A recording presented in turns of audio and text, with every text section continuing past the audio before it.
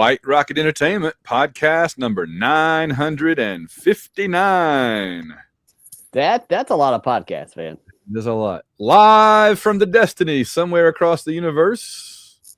Picking up ticks. It's the White Rocket Babylon 5 and Sci-Fi Review Podcast. I am your host, Van Allen Plexico, joined as always by my co-host, Andy Fix. How are you tonight, Andy? I'm doing wonderful, Van. How are you? Good. I can't get away with asking if you're out there anymore because if you're watching on YouTube on our video channel, you know I can see him and I've been lying all this time not knowing. So he is there. And once again, the Communication Stones have put us in touch with another member of our team, Laura Schroeder. Welcome back aboard the Destiny, Laura. How are you? I'm good. How are you? Good. Great to have you aboard. So with our crack start, and we are cracked, with our crack Stargate SG, whatever number we are, intact, we are prepared to go and explore the Destiny once again, and I'm very excited about that. So yes, this is the White Rocket Babylon 5 and Sci-Fi Review Podcast, and this week's installment, we're going to be covering 2 episodes of Stargate Universe. What is it, 116 Sabotage and 117 Pain? Yep. Sounds like we're doing some heavy metal albums or something. If you did so I'm hearing Beastie Boys in my head. Right, absolutely. Yeah, exactly. That should have been the opening, man. It's we'll see. Missed opportunity. It is. It's funny. As soon as we finish this episode, I'm going to be recording another podcast for another show, somebody else, talking about heavy metal albums. So kind of a weird coincidence, but all right, so let's go around the horn. Start with Laura. Do you have any news or announcements that you happen to know of in the worlds of Babylon 5, Stargate, Sci-Fi, etc., that you want to throw out there, or what's it like in news? I don't have anything. I did a little looking around, but I was a little preoccupied with storm prep. Yeah, you're dealing with the big ice storm coming through. It's kind of going under you and me, Andy. We're actually. This sounds strange to say, but we're too far north for the horrible winter storm. I'm supposed to get 16 inches tonight. So, I mean, of snow. Yeah. We're supposed to get 16 inches of snow tonight. Yeah, I'm not touching that. We are too. So we're all wondering if we're going to have work and school on Monday. Right. Do you have any news, Andy? Any updates or anything? The only news I can think of course, the new Star Trek series dropped I guess last week. First episode is available on YouTube. I started watching it. It's different from the Star Trek I'm used to. I haven't really watched Star Trek since Next Gen and a little bit of DS9, so it's a little bit different, but so far so good. So there's that, and then there's Primal, the animated series by who's the Russian guy that did the Samurai Jack and all that stuff. I'm not really familiar. Yeah, he's a popular animator. Did a lot of cartoons for Adult Swim, but he does Primal, which is a sword and sorcery kind of a science fiction-y animated series about a guy and his pet dinosaur. So that new series, the new season dropped also last week, and it's fabulous. It's very sword and sorcery. It's good stuff. Nice. Okay. Yeah. I'll check that out. The thing as far as Starfleet Academy goes, Laura, have you seen Starfleet Academy? No, I don't have Paramount Plus anymore, so I was first episode is on YouTube from the official Paramount channel. Try to hook you. Yeah, trying to hook you. I watched the first episode while I was exercising a couple of days last week, and it's well enough done. I think I'm to the point of realizing now that while Star Trek does do and represent a lot of very laudable things that I can appreciate in life in general, it's just gotten away from what I liked about Star Trek. And I'm being very careful to say that because I don't want to sound like some, Luddite thug that only wants cowboys in space. Right. But I kind of like the cowboys in space, to be honest, So, I can appreciate it without it being my exact cup of tea. You understand? That right. That's exactly my feeling. It wasn't. I wasn't the audience. It was. I mean, it's for a younger audience these days. So, and that's where the money is. I mean, we're out of that core group now. Yeah. So, Yeah. The advertising dollars go with the younger crowd, and I think Laura still got 20 more years before she has to worry about that. So, but I like you said, it's very well done. I mean, as far as the beautiful. acting, and yeah, it does. And I like what's her name, the captain. I like her. I've always Yes, liked her. she's good. She's very elfin. Ever since she was demanding that Cy get her a baby in Arizona. I want a baby, Cy. You get me a baby. Ever since then, I've Holly Hunter. Holly Hunter. Classic, yeah. And of course they have what's his name playing one of the alien pirate guy. Oh yeah, John Adams.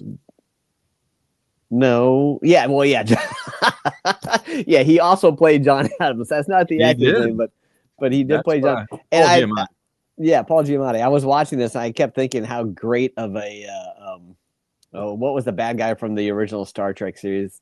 Mudd. He would make a perfect Mudd. Harry.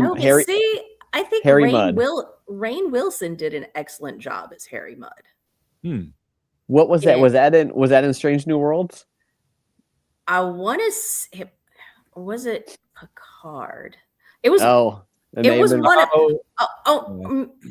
I can't remember, but I know he did take a turn as Harry Mudd. That would be cool. That would be funny to see. Now I'm gonna have to look it up. All right. I wanted to just note a couple of things. Just bearing in mind, everybody, that we've updated our podcast schedule for the rest of this year and into 2027. And I'm just really excited because this channel will have something at least every 2 weeks, just like we have for the last 5 years, Andy. But some weeks we'll have something every week, just depending on what we throw out there for folks. And so keep tuned to this podcast and you'll get lots of stuff. We're live every week on video now, which is exciting. And I told the patrons about that. I hope I don't want them to feel like they've lost something that they were getting by getting the show early, because people can watch us on here, but it's the only way to do it. Right. So, I can't, I hate that maybe they, but the show still doesn't go out on podcasts until Monday after. So, and it's not like we advertise the live feed or anything. They're still the only people getting the information on when we go live. Other people have no idea. We've gotten as many as 2 people watching us live. I have a little audience tracker up here, and we've had the times that we've done this so far, we've gotten up to 2 at one point. One of them was my son. So yes, I'm not discriminating against family here. I got a little bit of news. Yes. My boy, who is 9 years old, I walked in on him, telling him it was time for bed while he was plugging away on his computer, and he said, "Daddy, I'm right in the middle of writing this chapter. Can I finish this up?" I'm like, "You're doing what?" He goes, "Whoa. Yeah, me and Eli are writing a book." Eli's his little buddy across the street. We're writing a book. And I was like, wow, because he has never shown any inclination to write fiction before. I was like, What's the name of it? He goes, "It's The Rise of Stargate." I'm like, oh, that's a Van Allen Plexical book right there if I ever heard one. Well, go ahead and put my pre-order in now. I'll be ready for that to review that one. They're not to derail. It was Discovery that Rainn Wilson. Oh, okay. Very much. Gotcha. That makes sense. That's awesome, Andy. That's so cool. Yeah, I was excited. That's awesome. Yes. I wanted to note that there's a new Stargate series starting, which we've talked about in here before. Yep. But I figure we're going to probably have to roll that one into our show at some point too. So we have to shuffle the lineup a little bit going forward. I don't know when that show's starting, but when it does, we're going to want to kind of jump on it probably. I can't imagine it will be out anytime before 27. Yeah, it'd be interesting for us to review a show that's not 30 years old. That's right, cool. Or more. Right, we haven't done that yet. We've had plans to, but we just haven't caught up with the new show. Well, by the time we catch up with the new show, not Strange New Worlds, but For All Mankind, the new season is dropping very soon. Very soon. Very excited about that. Yeah. Yeah. Well, I was going to say the two shows we're going to start reviewing soon are 48 and 51 years old. So right. We're going in the wrong direction, man. We're getting further back, I guess. And then the other thing was I pre-ordered the Destiny metal miniature from Master Replicas yesterday, and I was so excited about it. It looks so cool. It does look cool. It's about 8 inches, about 8 inches long. And has all the detail and everything. And that ship is really beautiful when you see the whole thing. Yeah. So, and I figure it being a master replica like that, it's one of those things where if I get it and I love it, I'll put it up here behind me or something during our show. And if I'm like, why did I just spend money on this? I can put it on eBay and probably double what I make because Right. they're limited edition. In fact, I think there's 30 left. Last I checked. Yeah. I think I got number 33 in the. That's awesome. They're down to 30 now. So anyway, I'm just excited about that. All right. Remember, we do not have ads. All White Rocket programs are on the internet, on podcasts, on YouTube, are presented commercial free. Go to www.b5review.com or go to patreon.com and just look for White Rocket Reviews and click on the button Become a Patron. We would really appreciate it. And you can help to keep our show. There's other benefits, but the main one I think is you get to keep our show. You can also leave comments and questions for us on the Patreon page that we try to hit them all. And we'll do in a little while, but mainly you can help keep the show commercial free. All right, let's get into 116 Sabotage. Who wants to explain give the quick synopsis for this one? I have a paragraph, but I'll always defer if somebody else wants to. I'm not good at those. I didn't prepare for that. All right, well then I will do it. Right. As Destiny travels away from the galaxy, leaving Eli Wallace, Chloe Armstrong, and Lieutenant Matthew Scott behind, aka the guy I can never remember his name, even after all these years. One of the ship's 16, I didn't know that, FTL drive. Y'all don't think I write these. FTL drives explodes. While the expedition uses the long-range communication device to call a brilliant mind from Earth to help repair the engines, two Nakai, i.e. the aliens, the space. I like calling them the space aliens because they're the aliens from the episode Space. Right. Space aliens, as opposed to, I guess, illegal aliens or some other kind of alien. So two Nakai motherships appear and begin to attack the Destiny. Facing an incursion, the ship and its crew make preparations to protect themselves and attempt to repair the drive. Okay.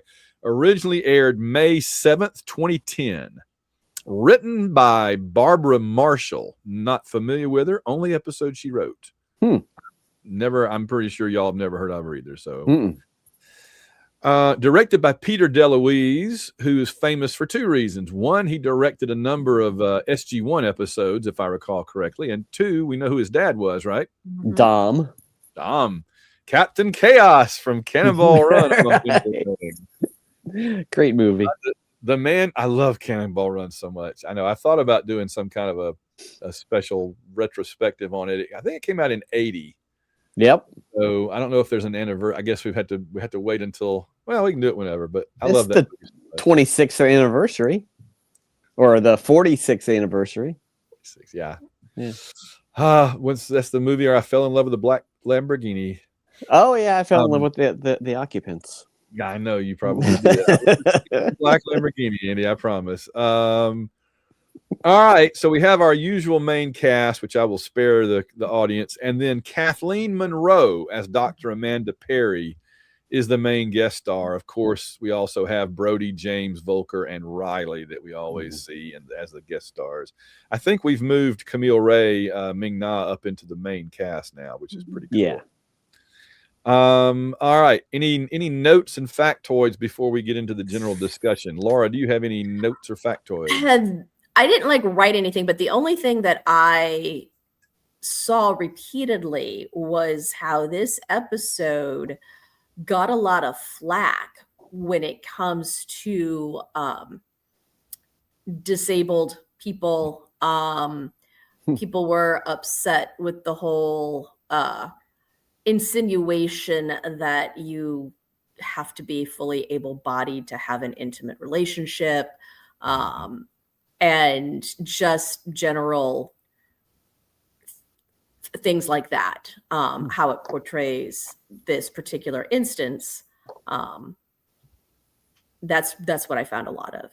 That's an interesting perspective. I can't say that that's a wrong perspective because I'm fully abled, so I don't know, what they were feeling. So I'm not going to say that they're wrong. But I thought that they were being kind of positive about that when they introduced, Mandy and Rush had I mean, intimacy goes more than just physical. They definitely had a connection. Right. And I don't know if this woman has been quadriplegic for the majority of her life.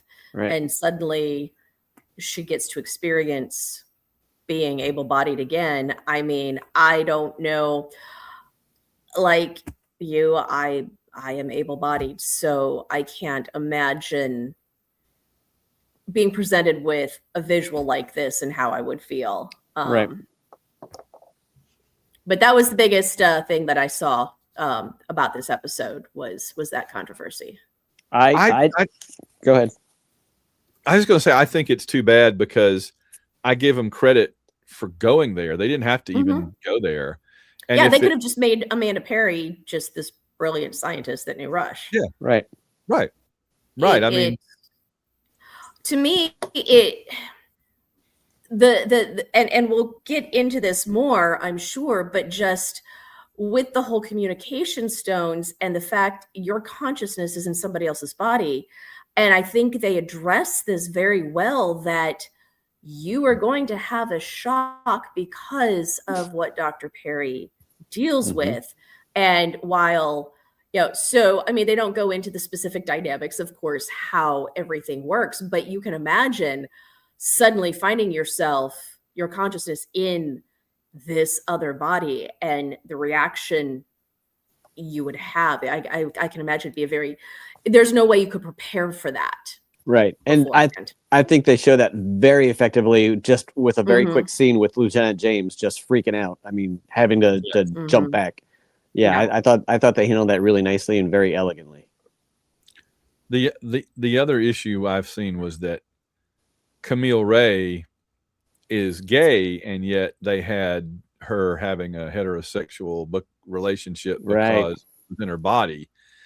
But the producers said, well, it was kind of understood that if you agree to do this process, you kind of are agreeing to whatever the other person does within reason with your body. And it's understood that that's probably, that's a possibility. And they pointed to what happened with Colonel Young and Lou Diamond Telford. Phillip and Telford and Young's wife or ex-wife or whatever and all that. So it is, I mean, that's one of the things that science fiction does, is bring up things like this so that we can think about them when they wouldn't ever, they might not come up in normal life.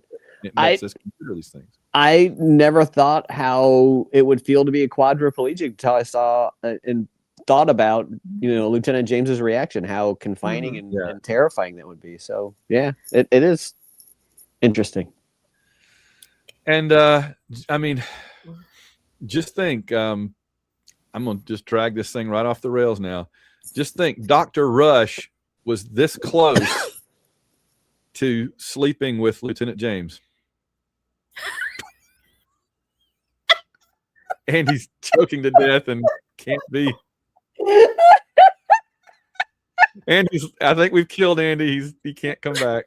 He's dead. And now I started coughing before you said that. I just had the mic on mute. But yes, I mean, the poor guy. If you want to go ahead and disassociate yourselves from my remarks, this would be the opportunity. Right. But seriously, it's only partially Lieutenant James. Yeah. It's the important part. Yeah, well, I'm kidding. That was a joke. But it was Camille, though. But you know what? I do have to say, and I have it written down in here. This isn't just trying to cover. I thought Lieutenant James showed a lot of character in this episode. I thought it was really, she had some really cool moments. So I thought that both was neat. Both of these episodes, both of them, right. I'm going to get to that. I had a note about that too, so I'll agree with you. And we'll move. I want to know, this episode marks the disappearance of Dr. Franklin, not our Dr. Franklin, but the other doctor. This is the 6th person to be lost off the Destiny after the Senator Armstrong, Sergeant Curtis, Andrea Palmer, Corporal Gorman, and Sergeant Spencer. So I don't remember how many people they started with, but the numbers are going down a little bit. Right. But, in the next episode, they showed like a queue of everybody lined up to go get checked out in med lab in the infirmary. There still seem to be quite a lot of people in there. Yeah, and that's no spoilers for next season. Right. It is established in the pilot that an incoming wormhole will drop Destiny out of FTL, allowing the incoming traveler aboard. So it was a weird deal where they couldn't get the people back from the Stargate until they dropped out of FTL, but we'll leave it there because I think at some point we're all going to talk about a sort of anticlimactic moment that we've been anticipating, and I think we'll just leave it there for right now. Right. Colonel Young decides not to shave this episode. So I'm wondering what he's up to with that. Did you notice the whole extended thing at the beginning where he gets his electric razor and he's like, and he puts it back down again? I did. I didn't know that was significant at all. I thought it was just them drawing out the scene a little bit. Well, I suspect, and I don't remember this well enough to say that I'm spoiling anything, but just I suspect that it's like they generally tend to use things like that. Galactica did it too, as saying the situation has become this way, and then when it changes for the better, I'll start shaving again, kind of a thing. Or when I need to shake things up, I'll go shave, and then I'll look, interesting or whatever. So I think that's what they're doing there, is saying that he's kind of like Adama, he's like, I'm thinking about this. So we'll see. All right. Here is what I want to ask you both. This is what I've been waiting to ask you ever since I watched this one. When the last episode ended, our trio of explorers were trapped on the Maze underground planet. And they just pop in.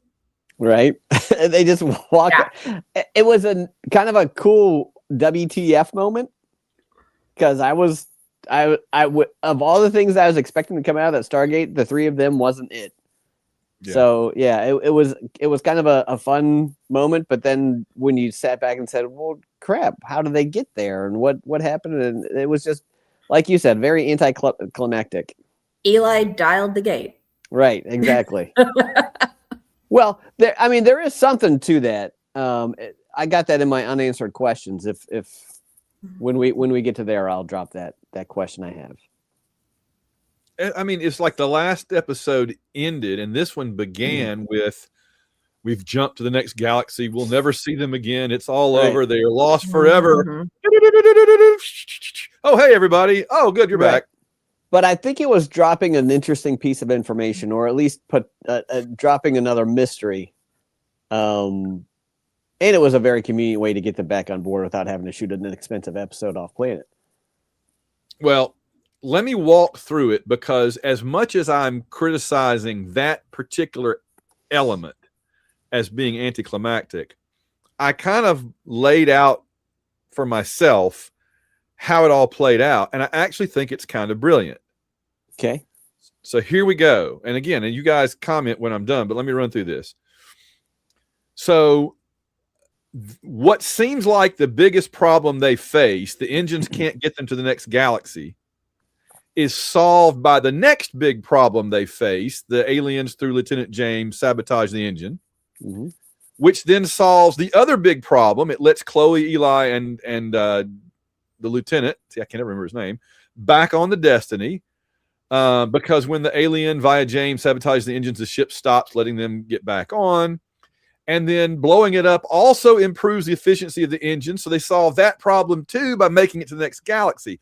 So the blue space aliens, I love calling them that, the blue space aliens solved all their problems for them, but only got the chance because Lieutenant James freaked out when she was in the woman's body. Because when she was in the other woman's body, she freaked out and knocked the communication stone on the floor. That let the alien take control of Lieutenant James, which made Lieutenant James sabotage the engine, which improved the efficiency of the Destiny, which allowed Eli to dial back to the Destiny. I just was amazed how it all, like a row of dominoes, right in a circle. I was very impressed with that. I was going to say, that's great writing to interconnect all of that. Yeah, I never even thought about that. I agree, and that is why I write my books backwards. I always start with the end, so I know what pieces need to be there, and then I just take the puzzle apart. I already got the puzzle built. I just take the puzzle apart from there and go backwards. That's not a bad idea. It's not how I do it, but it's not a bad idea. But no, well, I want to ask you. All right, so let me ask Laura first. So, was it apparent to you? I mean, here's what I'm saying. All of those things I mentioned happened individually. And when they happened individually, none of them were that exciting. It's really only when you look back at it and realize how connected they were that, to me, it gets kind of cool. So did you guys I did not pick up on any of that. And this was the second time I've seen this episode. Maybe I'd like to think maybe I'm smart enough that I would have eventually connected it, but I don't know if I ever would have actually connected all of those pieces. I've seen it like 5 times, so I'm with Laura.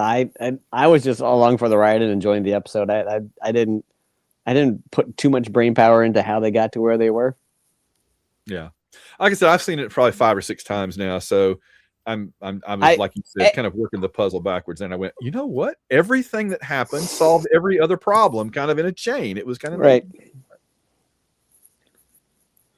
So I give them credit for that. All right.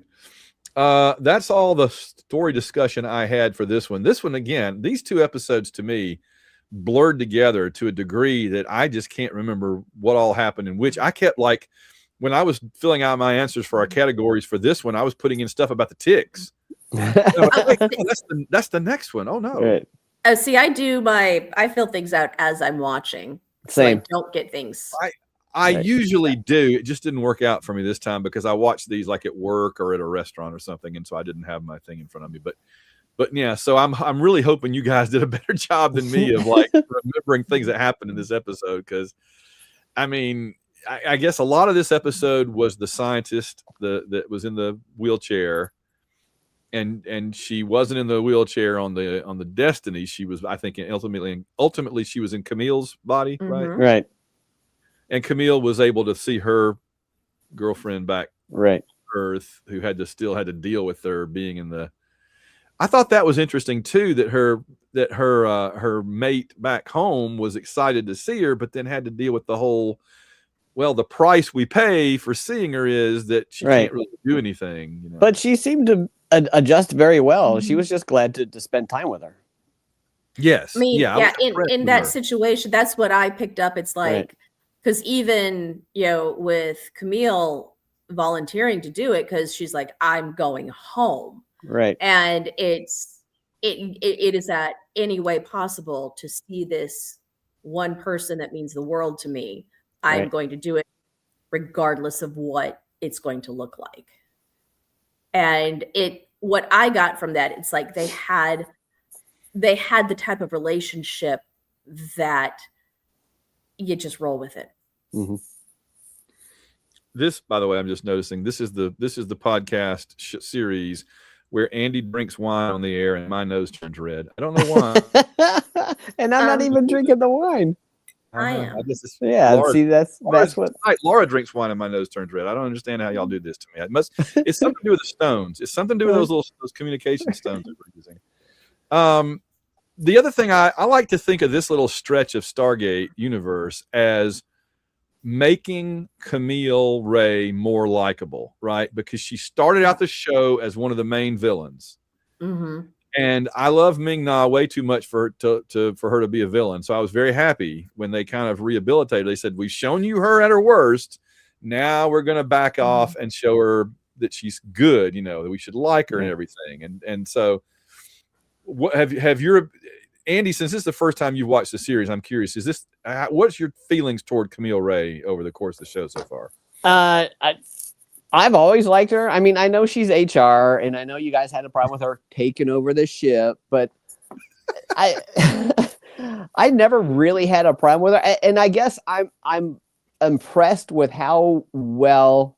I mean, it started from the very first episode. How well this show makes the characters feel very, very human, very real, very 3-dimensional, not antagonist, protagonist, just real, fully developed people with their own personalities and foibles and heroics and all that stuff.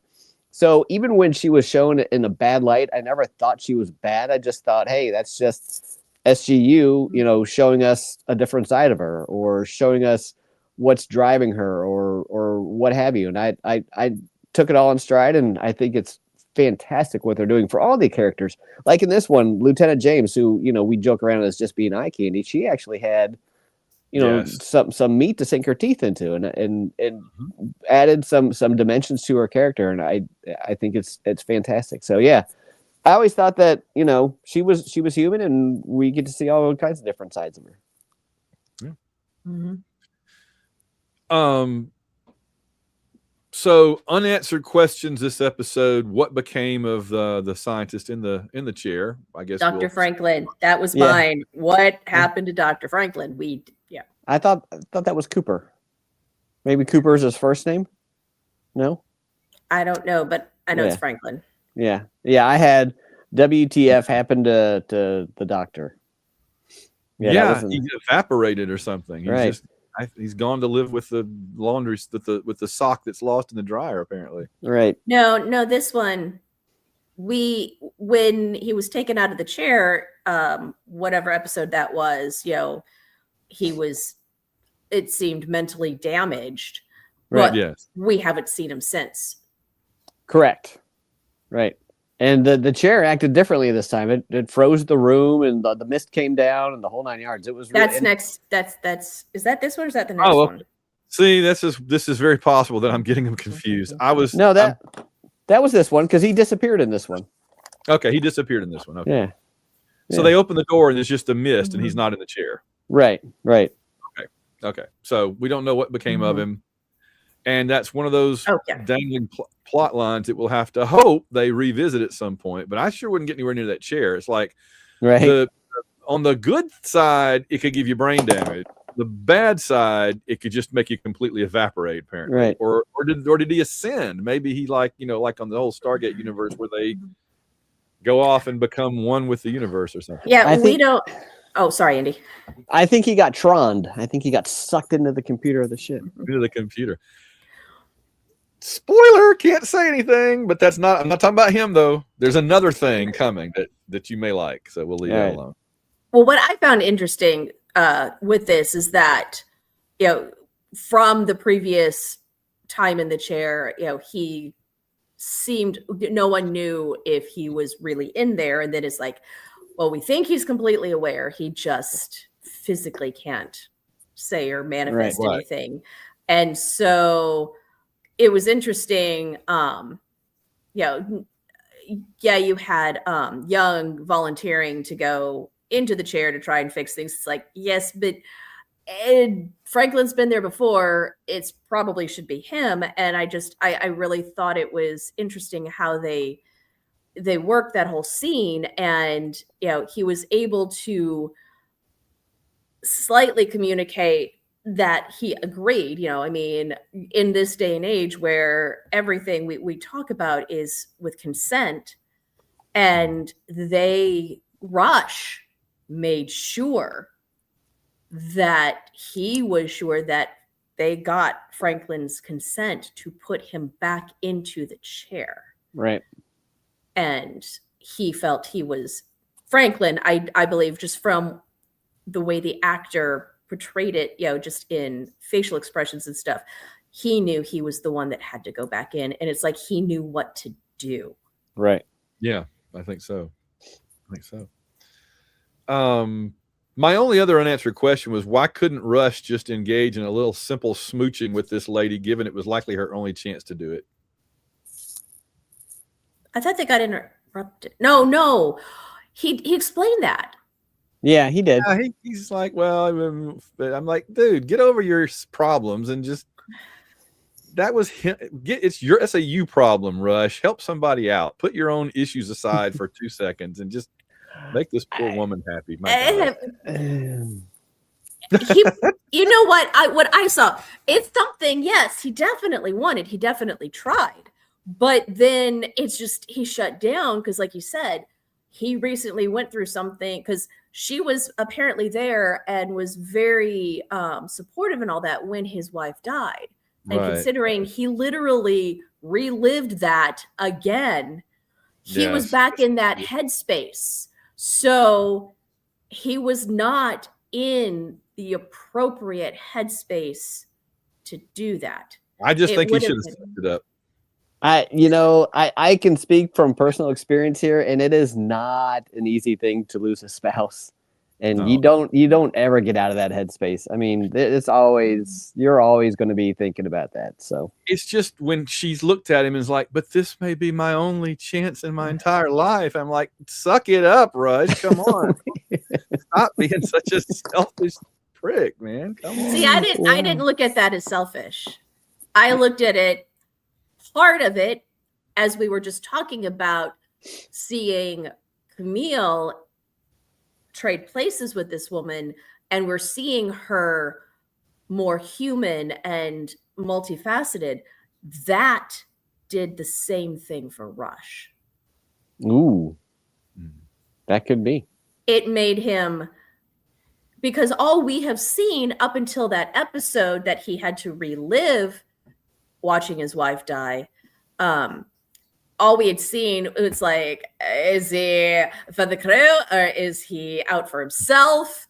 What is his objective? What does he, is he a good guy? Is he a bad guy? Is he a good guy when it's convenient? And mostly we didn't know, but watching him go through that, I think we learned part of the hardness and the wall he puts up. And then having just gone through that in a different, he knew, like, he was trying to figure something out, but he had to watch all of that again. So the fact that, yes, this person that he obviously had great affection for, yes, he could not be what she needed in that moment because he needed something else. That makes him human. Mm-hmm. Okay. I'll accept that, Your Honor. Any other unanswered questions from you guys? The only one that I have, and I don't know if you answered this or not, Van, but the ship, Rush made a point to say that the ship doesn't care about the occupants of the ship. It's just trying to get to another star. It's not the primary concern. Right. He didn't say it doesn't. He just said it's not the number one thing. It's right.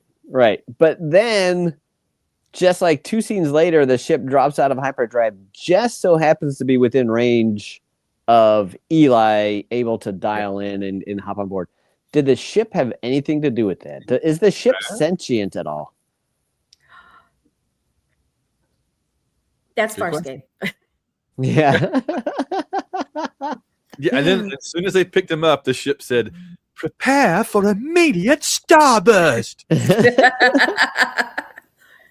So I just thought that was an interesting tidbit that they dropped there. Oh, that's good. That's a good question. Yeah, we'll leave that question hanging. All right, Andy, what do you think of the overall direction of the series at this point? I'm digging it. I'm hooked. I think it's great. I think it's fun. It's every episode. There was a little stretch there early on where it was samey. But every episode now, they're just dropping cool stuff and interesting twists. I mean, even though the team coming back and walking on board like that was kind of cheating, it was still an unexpected twist. And then the one at the end when, he got in the chair and got sucked away into Never Land or whatever. I mean, it always keeps me guessing. When a TV show, when I can predict everything that's going to happen in a TV show and just kind of shrug and shake my head at the end of the show, like, yep, it all played out like I thought it would. That's when I give up on a show. But this show didn't do that. It's not doing that yet. I'm going to say, before I ask Laura, I like how Stargate SG-1, they go through a wormhole, they go through the Stargate and end up in British Columbia fighting dudes with their machine guns. Right. Whereas on Stargate Universe, they go to abandoned planets and come back with weird alien parasites. Right. And we got another one of those. That's like every episode, right? And right. From the water swirly to the eye thingies to the ticks. We're going to get to that one. Okay, Laura, what do you think about the direction of the series? I mean, as far as, I don't even really know how to answer that. I mean, I like it. I mean, I've always, from the first time I watched this, I liked the darker element.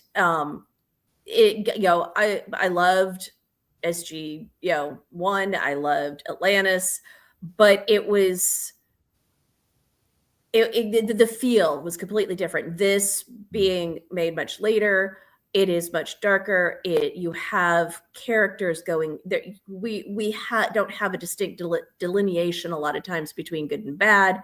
It's so it shows the human condition, and I definitely kept going originally because I want to see where is this going. What is what's going to happen. It definitely keeps me intrigued and wanting to know more. Van and I have stated that this is post BSG, and that BSG, the reboot, seems to be the demarcation point between old sci-fi and modern sci-fi. So this is very much post BSG, and even though it's still Stargate, it's definitely different from the pre BSG series. What was you guys' most interesting or intriguing character in this episode? Is it Dr. Perry, and we can just move on?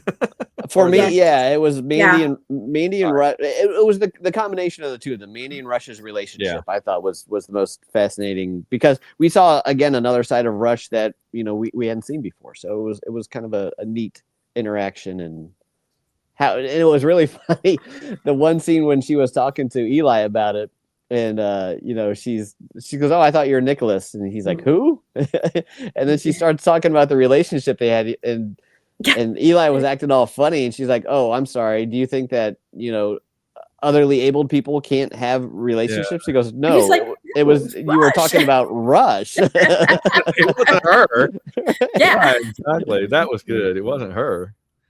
No, I also said Amanda Perry, but mainly because of the caliber of person that character is, because here's someone, as I said earlier, has been a quadriplegic pretty much her whole life. I mean, I think she said like in a scene 9 years old.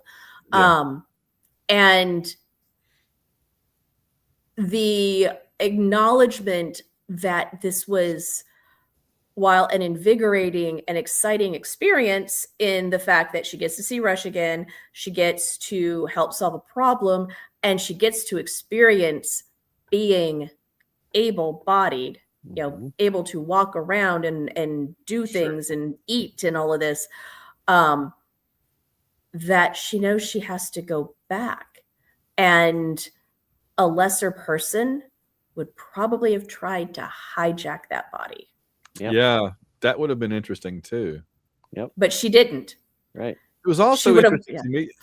I'm sorry, I was going to say, it's also interesting to me that she was able to walk around and function perfectly normally from the jump, rather than needing some time to kind of acclimate herself to having a functioning body again. I mean, Camille's body is still knows how to walk and breathe and all that stuff. So. Yeah, but I feel like she might have tripped over. Been like, it's first time in years and years and years. My gosh, yeah, I have to relearn how to do it. But I guess we just don't know how much of her mind versus how much of Camille's mind is. Right. Was there a character you wish they'd shoved out the airlock? Not in this one. No, I couldn't think of anyone. Let's see. All right, Laura, favorite moment this time. Brody's still. Him making the still. Right. That was cool. I rewatching it when he's making the coil, it didn't hit me until again when you see the whole thing, and I'm like, oh my god, this still. And how, I mean, you've got that rot gut, make you blind moonshine he's making out of what looked like space carrots. And nobody likes it, but it makes everybody happy. I was reminded of MASH. Yep, absolutely. Yeah, that's right. Yeah, they have something very similar in For All Mankind as well. Yeah. Oh yeah. I didn't. A little bit of happiness. I thought they were doing some sort of montage where he was sciencing how to fix the FTL or something like that, but then he pours it into the thing and drinks it. I'm like, no, he's making a still. That's cool. Yeah, I thought I liked the moment when the FTL drive kicked in and the dang aliens were left sitting there again. It's like they're like the Empire and Empire Strikes Back. William Falcon keeps jumping into hyperspace every time. They're just like, dang it. They've like Boba Fett. Well, they've dedicated their entire civilization's existence to catching this ship, and they just can't ever quite catch it. It's driving them crazy. I do have a question about that though. Have they ever thought of just getting ahead of Destiny and then dialing the Stargate? Ooh. Do they have a link to do that? Do they have a remote? Go ahead of Destiny, go to a planet that has a Stargate on it, and then dial this destiny from the Stargate. Maybe they don't know how to use it. Right. Maybe they don't have that information. Pretty smart. I don't know. Well, you could be really, really smart and intelligent and still not know how to use specific technology. Yeah, they may not even know there is a Stargate on it. Exactly. Right. Because the only way they've connected with the destiny is through the communication stones. Right. Mm-hmm. But why do they want it so bad? Who knows? I think, yeah, because it probably blew through their solar system and had very high technology on it or something, and they It's like Charlie Brown in the football. They just want to kick it. they do. Lucy keeps yanking it away. And here's my other question: have we now seen the last of them since we've left that galaxy? Could be. I would hate if we don't get to see them anymore, but this may be the chance to leave them behind and find some new friends. So I do like that they've shown up like every other episode since they first appeared. Like every time we think we're done with them, they show up. And they're cool. And next episode, they show up without actually even showing up. So. Oh, that's right. Yeah. Yes. Okay. All right. So let's get to that one then. But first, who won this episode? Laura. What about my favorite moment? My favorite. My favorite moment was Franklin in the chair when they finally put him in the chair, and because you could just see his whole face just completely. He transformed from the vegetable guy to all right, I'm in control now. I know what I'm doing. And then the moment where he just disappeared, I thought that whole sequence was really cool. That was cool. Mm-hmm. All right. So who won this episode, Laura? I said Destiny and the crew. Yeah, I did too. I said Mandy because she got to experience some really cool stuff that she hadn't been able to experience and see Rush again. Can't argue with that. Laura, who lost this episode? The aliens. They did. we're in simpatico today. Who lost? Wah, wah, wah. I have Mandy because she got to experience all that great stuff and then had to go home. There we go. Well, at least all three of us were consistent in our our picks. That's good. All right, and then finally, Andy, what was your most Stargate moment? The most Stargate moment was when the team walks through the Stargate. It just started dialing, and then the water appeared, and it was just like, you know what? That's very Stargate. Then they just walk out like, hey guys, we're here. Just no big thing. That's just, I was happy, 50% happy, 50%. WTF. Yeah. All right. So Laura, did you have a most Stargate moment? I said the aliens being left on the planet when, they we're going to go check it out. It's like, oh, aliens are there. Bye. Pew! And, it's like bad guys are always on the other side. Yeah, I had the aliens from the space episode returning because we just can't get rid of them. And I'm wondering if they're going to find some intergalactic transportation so they can keep chasing. Keep the hope alive, boys. Keep hope alive. All right. We did have a flex category if you want to use one. Andy, did you have a flex category? Oh, let me go ahead and say that they are most interesting use of food, character who seemed to think they were in a different show from everyone else, story or character development left me scratching my head, and would this episode have been better with Michael Garibaldi, Londo, or Jakar in it? I used the third one, the story development that left you scratching your head, and I said Franklin in his chair. That was that. Oh, nice. I did not see that twist coming in a million miles away. I didn't see that. It was holy crap. I mean, I thought that he was going to have some connection with the chair again at some point because they kept mentioning that he was still alive. So there was something that he was going to do with that chair, but I didn't expect him to do that. I thought that was cool. Yeah, I agree. Go ahead. Laura. I didn't write anything down, but the one thing that stands out is the whole food thing, and with Amanda eating this fruit that everybody hates and spits out. And it was a Kaylee moment from Firefly, the strawberry. Oh yeah. Even though it was, it's, they say it's like bitters all get out and terrible, and then you got TJ sitting there eating them. But yeah, she takes a bite and just like, this is the most amazing thing. Well, TJ has pregnant taste buds right now. So yeah, well, there's that too. That's right. I did a most interesting use of food that we see the bitter fruit, which is, I like that things come back in this show from earlier episodes. I do really like that. And then the left me scratching my head was that the team came back from the previous galaxy just out of nowhere. And then again, it makes sense when you sit down and draw the roadmap like we did a minute ago, but it's still kind of. I did appreciate when they showed the Destiny drop out of FTL. They showed the galaxy in the background. I mean, they were actually outside of the galaxy. It's like, oh, that's cool. Stargate has always been cool about that. Remember when in Atlantis, when Rodney and all were building the Stargate gate between the Pegasus galaxy and the Milky Way, and when you're at the center station, you could look out one way and see the swirl of the Milky Way, and you could look out the other way and see the little Pegasus glob, and it was like, oh man, that is when you're in that station, you're about as far away from anything as you can possibly be. That I always thought was a really cool thing. All right, so Laura, on a scale of 1 to 5, including halves, what did you rate Sabotage? I said 3.5. Wow. So you liked it okay. I did. All right, fair enough. Andy? I gave it a 3. I really enjoyed this one. I thought it was cool. Well, I gave it a 2.5. I thought it was all right. We're kind of in my least favorite stretch of Stargate universe right now. I feel like the last 3 are going to pick it up, and then season 2 is pretty much bangers one end to the other because they wanted to liven the show up a little bit, and I can understand kind of why in terms of getting people excited and all. So this is kind of the lull as much as it lulls, I would argue, because I think that the kind of the middle of season 1 was really good.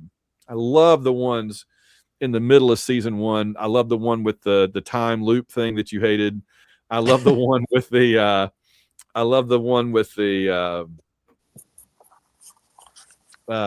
when they end up in the space aliens ship and everything. Yeah. I mean, there's a whole little run when they leave Dr. Rush on the desert planet and then he comes back and everything. There's a whole run there that was just really good. So we're kind of taking a breath here before the big finale. So let me take this opportunity. Oh, I didn't tell you that the IMDb rating for this episode out of 10 was 7.7. Ooh. Not too bad. We got to thank our patrons, as we always do. They went to www.b5review.com or to patreon.com and look for White Rocket Reviews. And they keep us commercial free. They include the great Leah G., Emmanuel Seaman, Rich Hammett, Stu Parker, Shakna Tumbe, Dragon Condolin, The Geek Boy, Univez, and Una Luna Azul. Zathras says there are sure being a lot of Drazi here, but Zathras does not mind. Pete, Wildstar, Fire the Wave, Motion Gun, Furman, Middle-Aged Tim, Grumpy Old SGU Fan, Dragon Con Todd of the Discerning Geeks Portal Podcast, Fit to be Mootide, DRKX, Steve the Green Hand, a charred Pakmara morsel that still looks like my Boba Fett helmet back here. Heather and Yancey Steingraber, Count Baltar, bum, bum, bum, bum. I like that he has his own theme for notes. Mondo 6, Drazi Purple in Purple. We are stunning. Lou Welch's Revenge, Jay, and Captain Quinn of the EAS Achilles.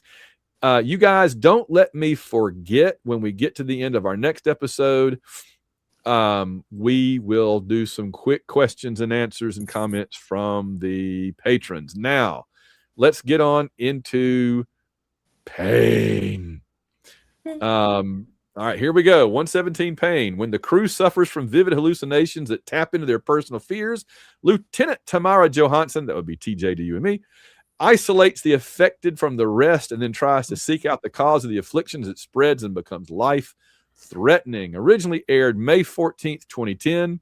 Written by Carl Bender, directed by William Waring, and the guest star this time is Christopher McDonald, returning as the late Senator Alan Armstrong. Of course, we do have an occasional appearance by Jennifer Spence as Dr. Park. And, of course, there's always Brody and James and Riley and all that crowd, which we love. All right. Any notes and factoids you want to throw out there about this one before we get into the discussion? Got nothing. I have a few. All right. This is another big Lieutenant James episode. That's two really big ones for Lieutenant James. Good. And they're back to back. I mean, I was really impressed that there were two episodes. Andy! It was all Van, not Andy. Van did that on purpose. What did I do? I'm celebrating that Lieutenant James had two big back-to-back episodes here. Right. You said big ones. Yeah. She busted out in these two episodes, and her part became a lot bigger. See, it's not me. It's She got to do that some guy. great stuff. It was great. I'm very excited for her. In fact, you guys, Julia Benson, the actress, she won a Leo Award for Best Supporting Performance by a Female in a Dramatic Series for this episode. That's cool. I thought she did a fantastic job. The Leo Award is for British Columbia TV Awards. So makes sense, right? Right. Every sci-fi show filmed is nominated for these. That's right. I also found out, by the way, that Julia Benson and Elena Huffman are the same age. That's TJ. Oh, wow. James and TJ are the exact same age. They are both currently, as of this recording, 45 years old. Babies. Still going strong in television. Good. The song playing at the end is Agony by Eels, and it seems like every episode of this show they are singing Agony. This was originally slated to be the 18th episode, but when they made the when they decided to make, I think, the finale a two-parter, they had to back it up, and so the one that was supposed to go 18 got moved to the second season, and I don't remember what it is, but they moved them around because they made the conclusion a two-parter. Also from this episode for the Leo Awards, Brad Rines was nominated for a Leo for Best Picture Editing in a Dramatic Series, but didn't win. And Patrick Gilmore was nominated for Best Supporting Performance by a Male in a Dramatic Series. And Patrick Gilmore played... I don't know who he played in this. I don't know who Patrick Gilmore played in this episode. It was the guy with the snake in his arm. Oh, what? Well, he No. was No. I want to say it was what's his name? The guy that went crazy and shot Camille? Greer? Yeah, is that the guy that played Greer? That's not Greer. No. Sean Blakemore is Greer. Could it have been the guy that kept the scientist that kept getting freaked out with the claustrophobia?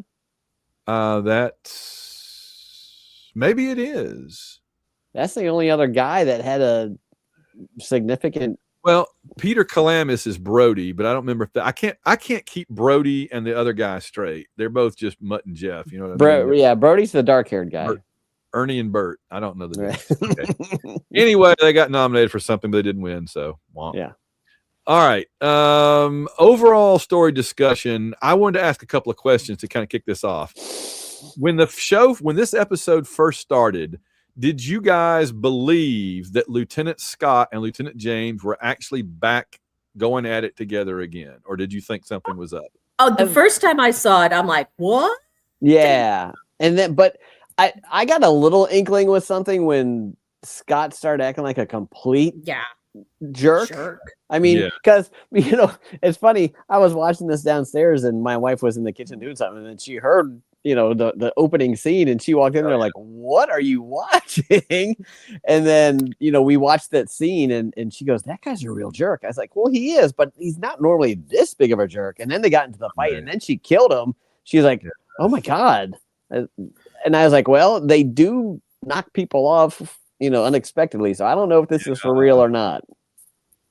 Yeah, I was kind of the same way. I'm like, I don't know if this is, but I wouldn't be surprised. Right. And I said, oh, it's got to be some sort of dream sequence. But then they went back to her room and he was still lying there dead. I was like, wait a minute. Yeah, that was. And then he shows up in the next scene. Right. And I had explained that to my wife. I'm like, yeah, that's the guy that's dead. She goes, what? That's when she walked out back into the kitchen. So I was going to say, don't walk into the middle of Stargate. Right. You'll never be right again. Right. Well, here's my question for you. What if they had done these 2 episodes backwards? And so Chloe was still in the other galaxy, thought lost forever. Would you have thought Scott jumped right back in bed with James 5 minutes after Chloe's gone? That that would have been interesting, wouldn't it? Yep, for sure. It didn't have quite the impact because we knew Chloe was back.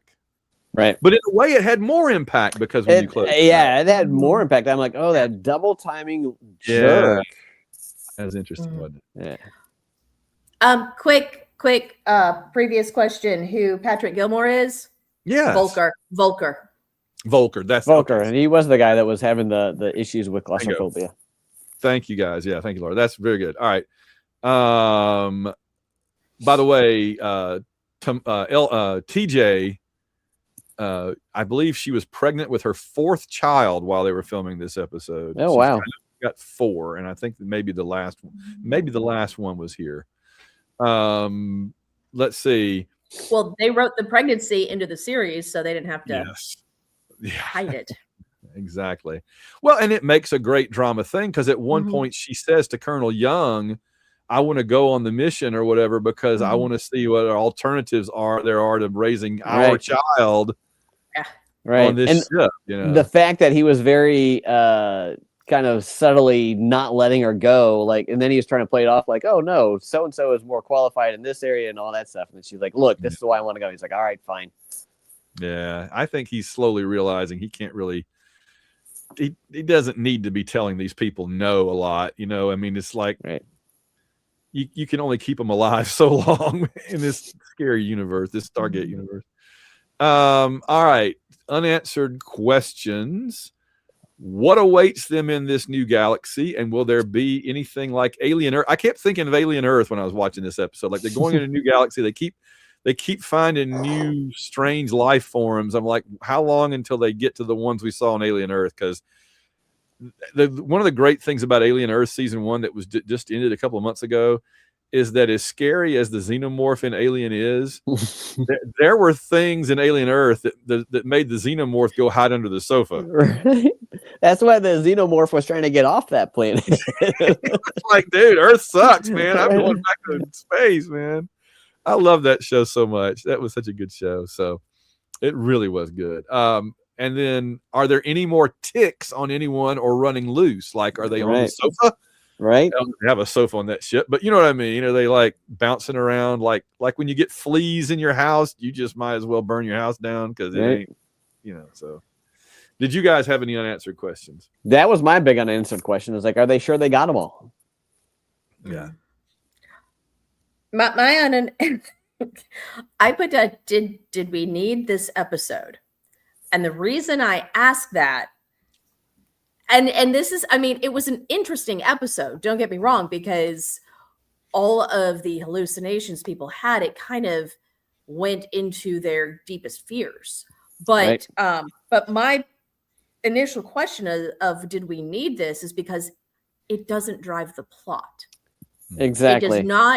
It did not move the story forward. This was for lack of a better word, character building episode, seeing into some of these people's, darkness. And then also, because I mean, the people that were affected came back from a mission that we never saw from a planet. So that part, it was just glossed over that, oh yeah, okay, you all came back. We don't know what they were there, but I mean, it's Stargate, so they're always going to planets. But it's like, why was the choice made for these specific characters?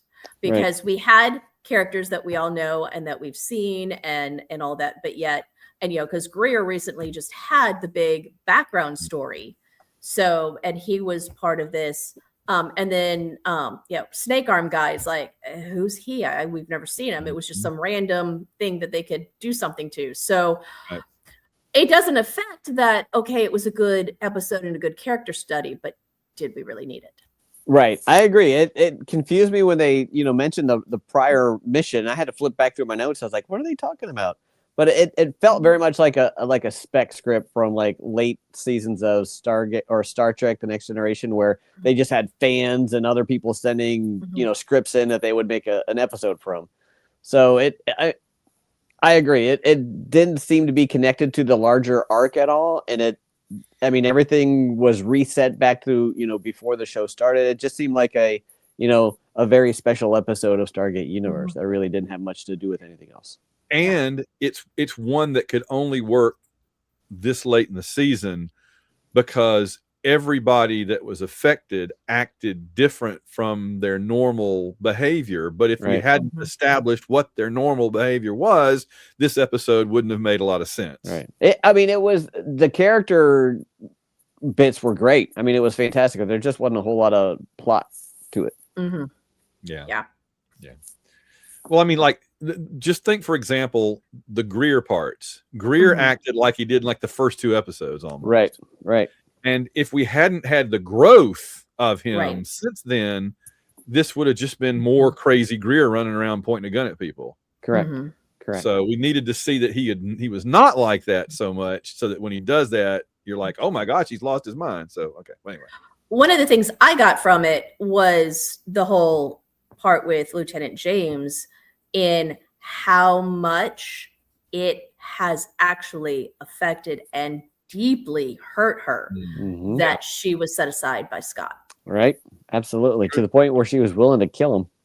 Yeah. I mean, sure, it was a crime of passion, but and everything was ratcheted up because of the tick venom. But when you first start out, yes, you see them together, and then he moves on to Chloe, and then they get stranded in another galaxy and all that. So we never really learn that relationship meant a lot to her, and she is still deeply, deeply hurt, and that's what comes out of this. Right. To me, makes her even more sympathetic and makes him more of a jerk.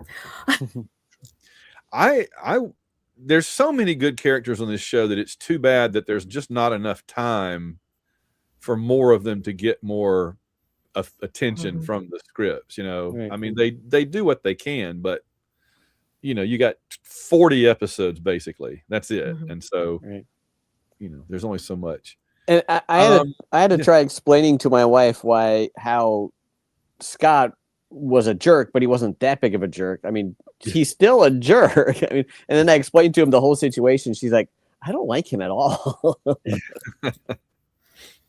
All right, Laura, what was the most interesting or intriguing character this episode?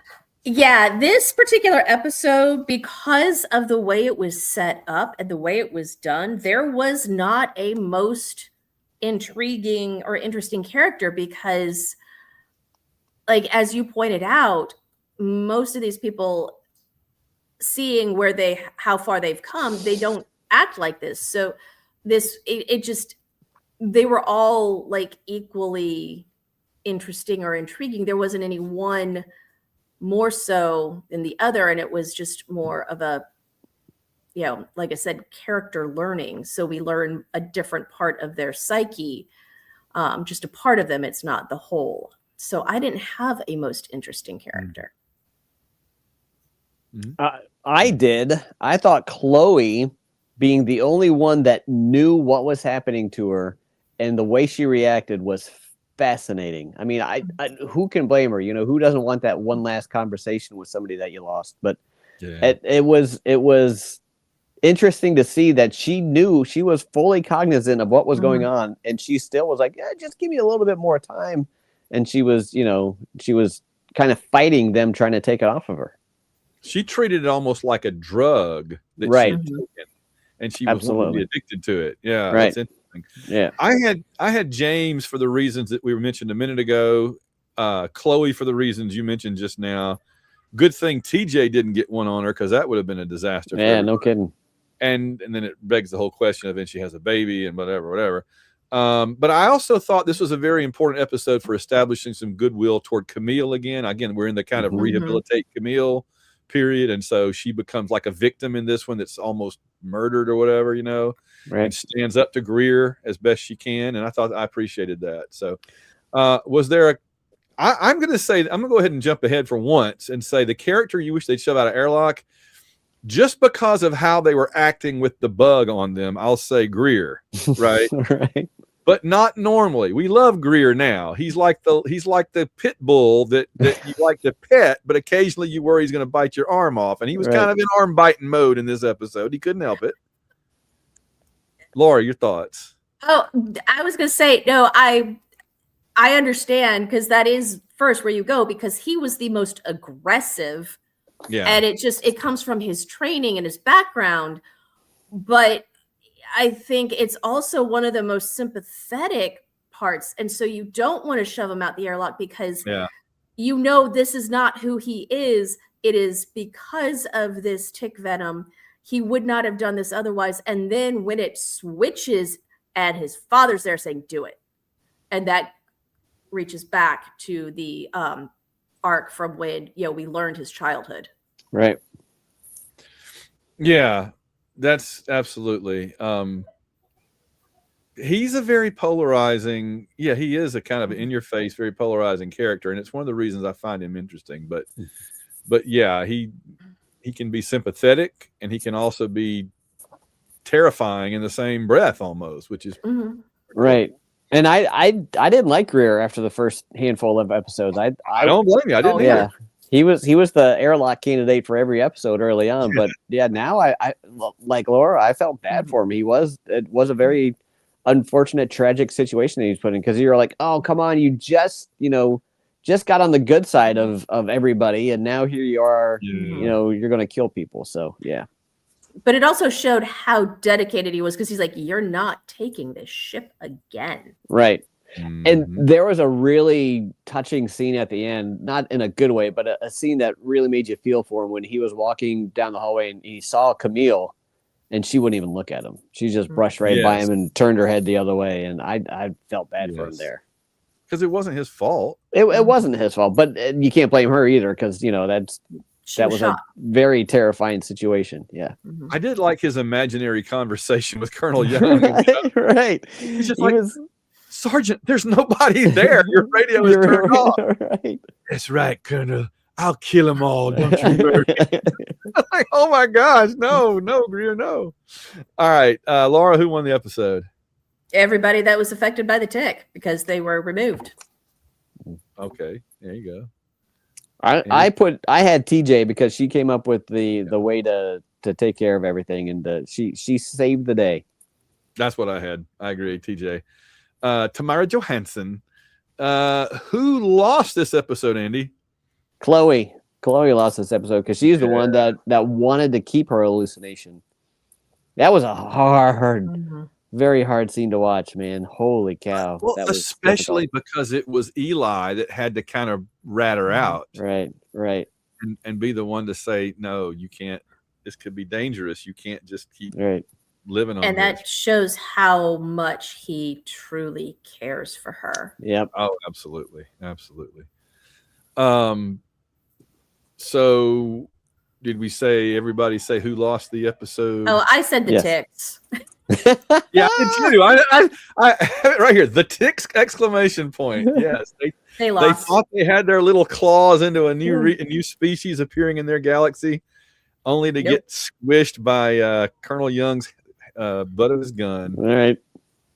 There was a note I read somewhere that said they shouldn't have let Colonel Young squish him, because TJ needed to study him, because they had some kind of pharmaceutical that could have been used, because I continue to find it fascinating how they keep finding uses for the flying snakes from the blind planet, right? The Loop planet, the episode that Andy hated. I always have to say it that way.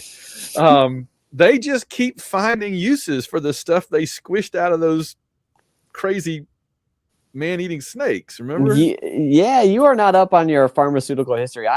I worked for an advertising agency that did advertising for mostly pharmaceutical companies, and where they find the stuff for these drugs all throughout history, it's just fascinating. It's just crazy.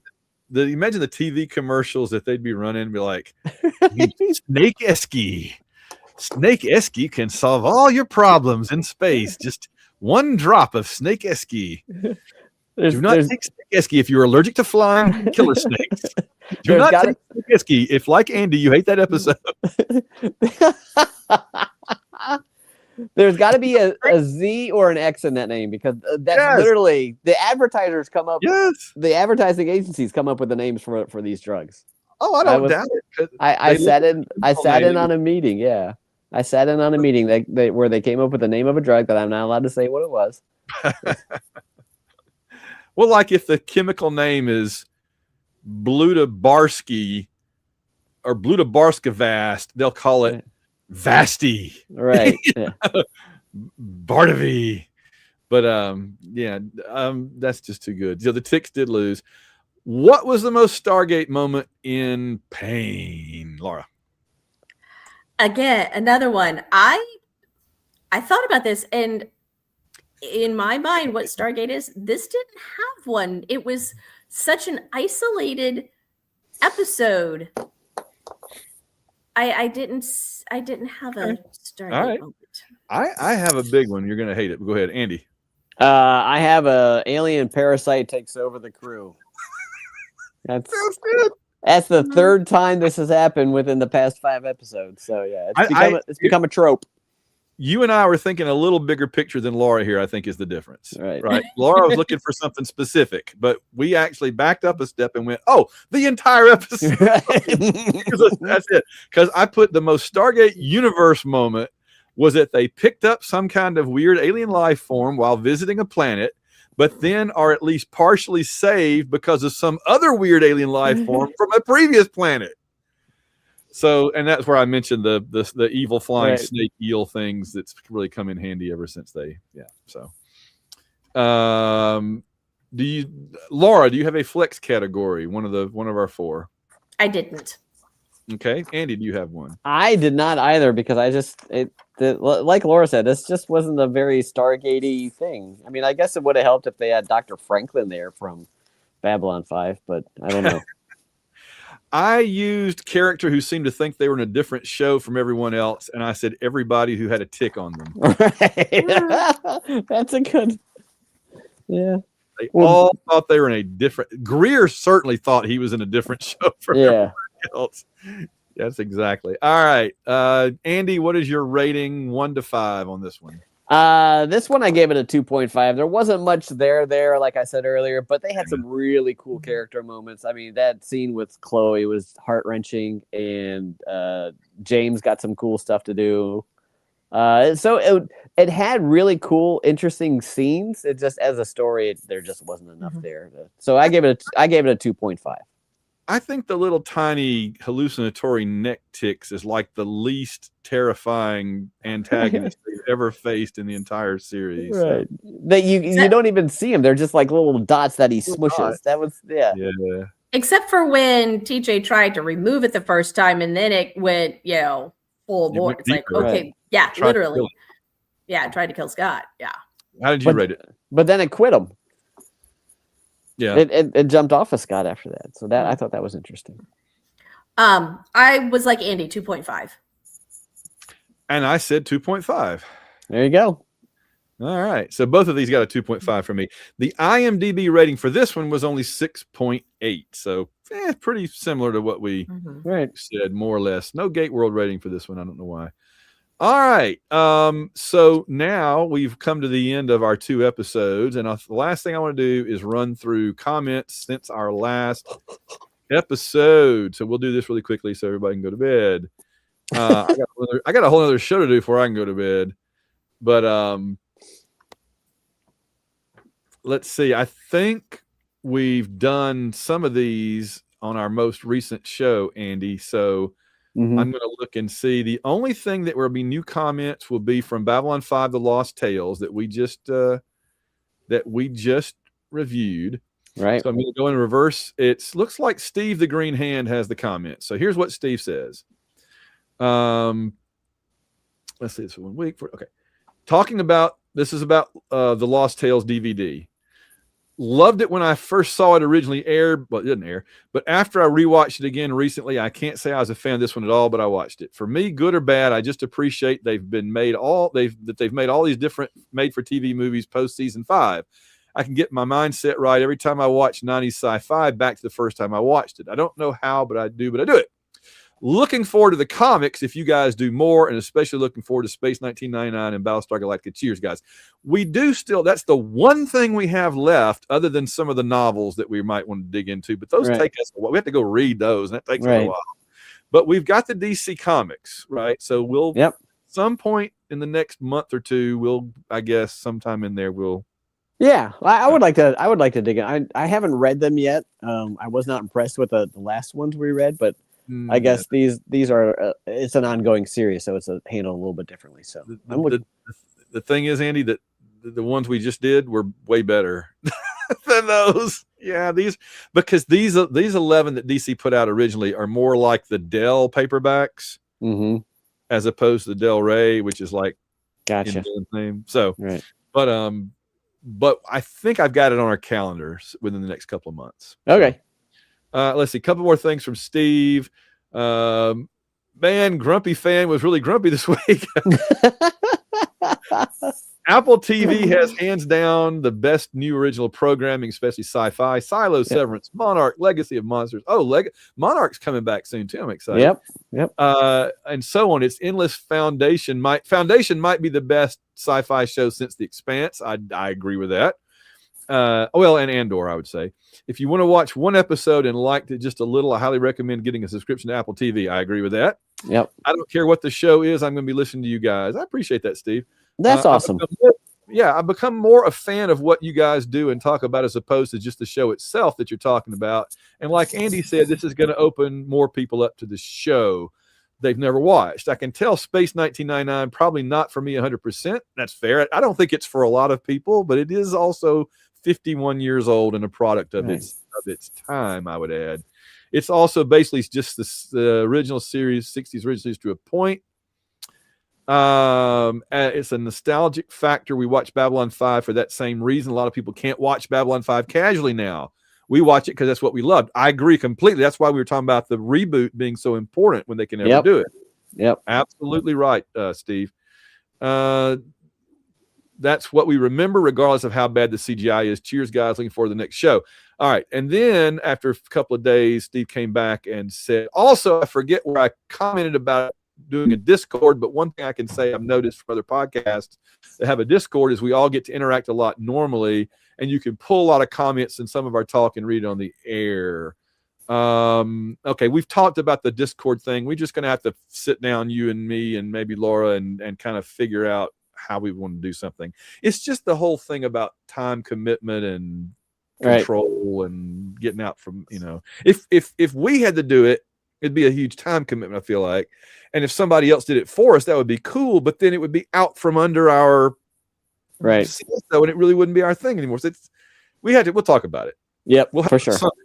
I always like interacting with the fans and stuff like that. So if we can make it work, great. But I'm very Luddite, so I don't know nothing about Discord. Like I said, I have to use Discord once a year for the Dragon Con moderator training. Since I end up moderating a lot of panels there, they make me go through the training, and I hate it. I like that they do that, but I hate doing it on Discord. Right? I'd rather do it on Zoom or something. And so, but anyway, Steve has a few other comments about Discord. I'll send them to you guys, and we can talk about it. But we'll see. I mean, it would be kind of a neat thing, but we'll see. Thank you very much, Steve. I appreciate you taking the time to throw those thoughts in there. And I hope that the rest of you all enjoyed our coverage of the Lost Tales DVD. So, all right. Any final thoughts from Laura for tonight before we get out of here?